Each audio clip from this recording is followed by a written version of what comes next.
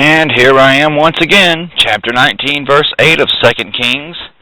So Rabshakeh returned, and found the king of Assyria warring against Libnah, for he had heard that he was departed from Lachish. Notes, Lachish had fallen at this time. Verse 9.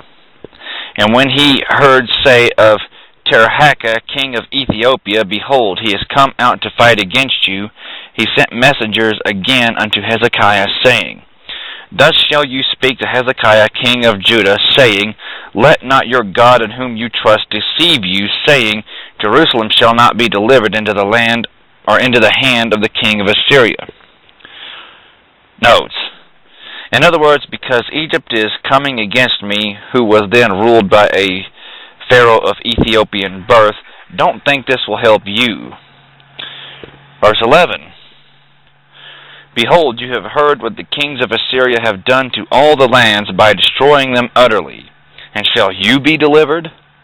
Have the gods of the nations delivered them which my fathers have destroyed, as Gozan, and Haran, and Rezeph, and the children of Eden which were in Telassar? Where is the king of Hamath, and the king of Arpad, and the king of the city of Sepharvaim, of Hena and Ivah? Notes. In other words, we have defeated the gods of all these other nations, so don't think that your Jehovah is going to save you.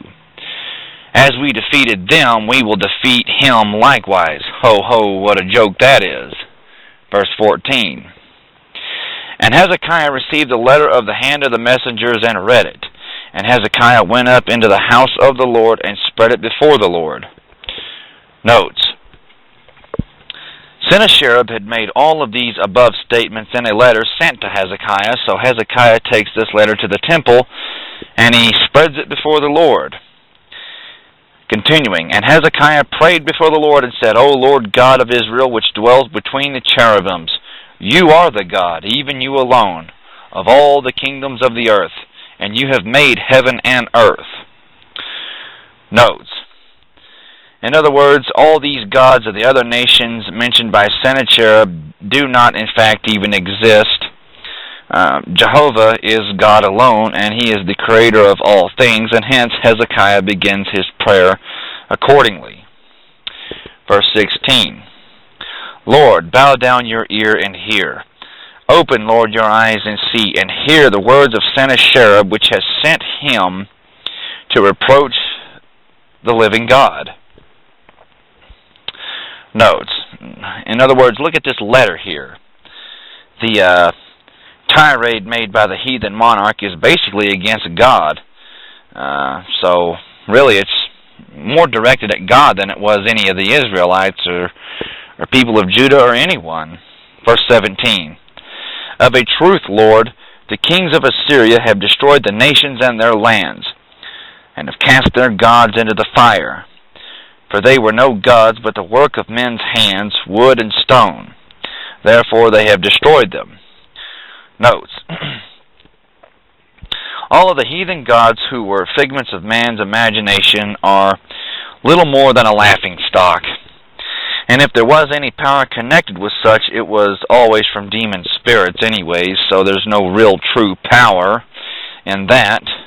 What would make the devil happier than seeing a bunch of Jewish people getting killed? Verse 19.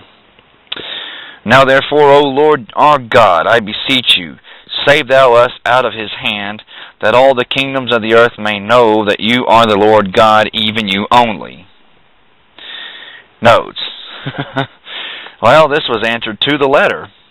After the great victory of Judah, then said they among the heathen, the Lord has done great things for them, found in Psalms 126, verse 2. Continuing in verse 20, Then Isaiah the son of Amos sent to Hezekiah, saying, Thus saith the Lord God of Israel, That which you have prayed to me against Sennacherib, king of Assyria, I have heard. Notes. Well, while God certainly hears all things, still, the way the word heard is used here refers to the fact that the petition will be granted. It is heard in order to be answered. Verse 21.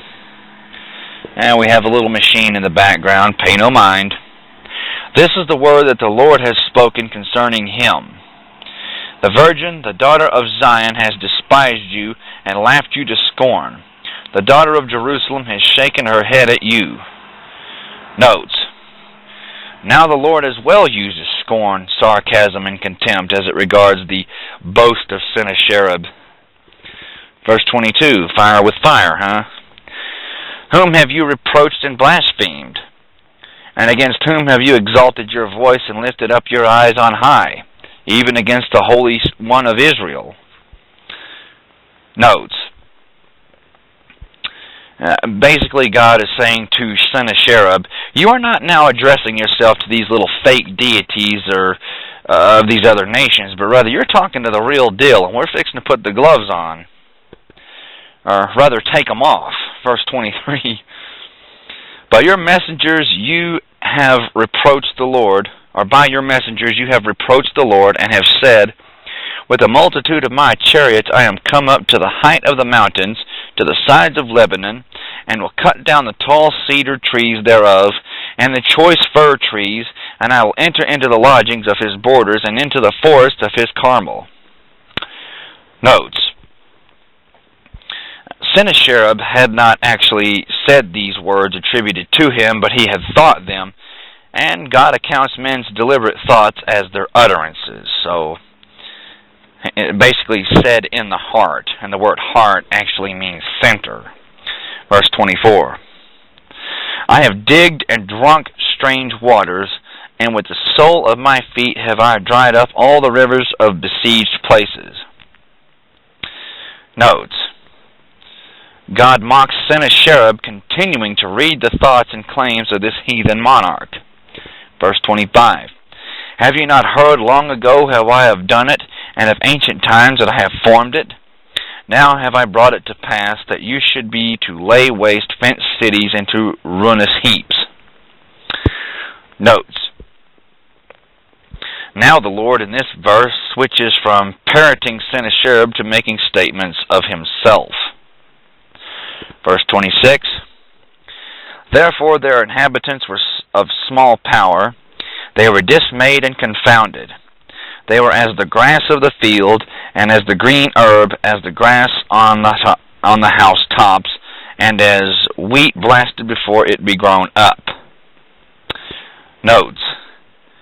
Mighty nations are raised up by God and torn down by God. In fact, these nations are little more than grass, which today is here and gone tomorrow, all at the command of God himself. Little more than a plaything. Verse 27. But I know your abode, and your going out, and your coming in, and your rage against me. Notes. This is human pride at its worst, and it should stand ashamed before such absolute knowledge. Verse 28. Because your rage against me and your tumult has come up into my ears, therefore I will put my hook in your nose and my bridle in your lips, and I will turn you back by the way by which you came. Notes. Sculptures show that the kings of Assyria and Babylon actually put rings or fish hooks through the flesh of the captives, mostly through the lips, then attaching a thong or slender rope and thereby leading them about as with a bridle. And thus God threatened Sennacherib with a punishment he had inflicted on others many times. The Lord did not do this literally, so it expresses figuratively the complete defeat and humiliation of Sennacherib wherever he would be, or whenever he would be judged by himself. And we must pick up in chapter 19, verse 29 of 2 Kings. Thank you, and God bless.